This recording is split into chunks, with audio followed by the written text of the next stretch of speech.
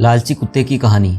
दोस्तों, अगर आप हमारे चैनल पर नए हो तो इसे जल्दी से सब्सक्राइब कर लीजिए। एक गांव में एक लालची कुत्ता रहता था। वह गांव में घूम घूम कर खाने की तलाश करता था। वह इतना लालची था कि उसे जितना भी खाने के लिए मिलता उसे कम ही लगता था। गांव के दूसरे कुत्तों के साथ पहले उसकी अच्छी दोस्ती थी, लेकिन उसकी इस आदत की वजह से सभी उससे दूर रहने लगे। लेकिन उसे कोई फर्क नहीं पड़ा, उसे सिर्फ अपने भोजन से मतलब था। कोई न कोई आते जाते उसे खाने के लिए कुछ न कुछ दे ही जाता था। उसे जो खाने को मिलता वो अकेले ही चट कर जाता। एक दिन उसे कहीं से हड्डी मिल गई।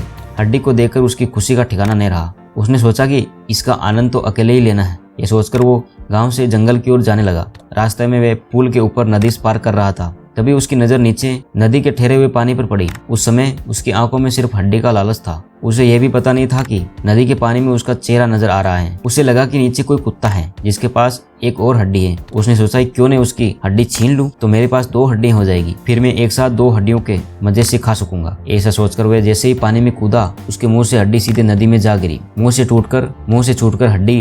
छूटकर हड्डी के पानी में गिरते ही कुत्ते को होश आया और उसे अपने किए पर पछतावा हुआ। कहानी से क्या सीख मिलती है ये भी जान लीजिए। इस कहानी से हमें ये सीख मिलती है कि हमें कभी भी लालच नहीं करना चाहिए। लालच करने से ही हमारा नुकसान होता है। कैसे लगी स्टोरी कमेंट में जरूर बताएं।